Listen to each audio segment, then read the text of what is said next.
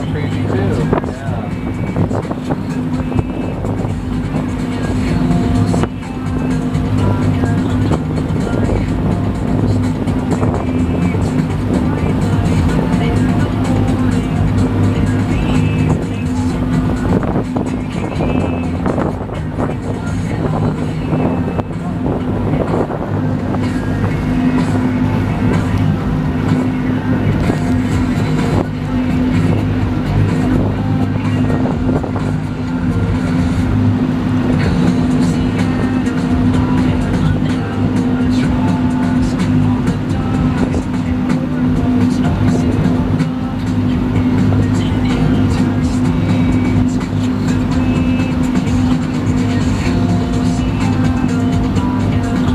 Big building up on top of the hill is St. Mark's Episcopal Cathedral.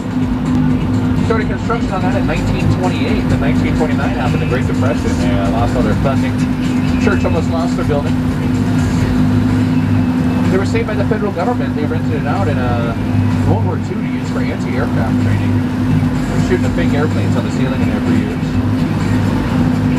When the Army was done with it, to give back to the church only owed $5,000 on the real estate note to the bank, and the bank actually forgave that last $5,000.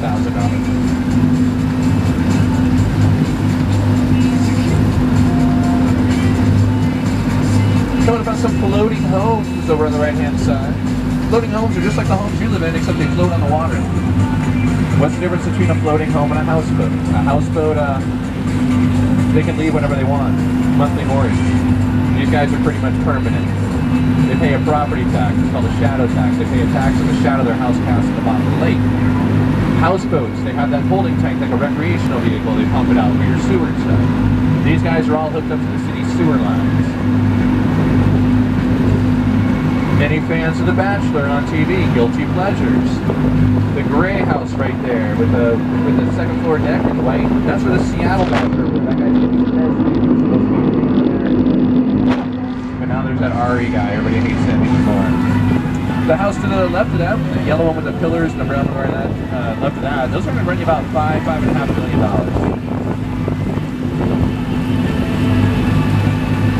Again, it's the most expensive way to live in Seattle, always hasn't been that way. Late 1800s, early 1900s, all the miners, loggers, people here in town getting taxed off on the city. The cheapest way to live was to build a shack, put on some logs, push it out in the lake, and that's where you lived. At one point there were 2,500 of them out here. What did all those shacks have in common? They all had bathrooms. None of them were hooked up to the city sewer lines. Seattle's #1 and #2 problem, if you catch my drift. It got pretty gross out here. The city stepped in.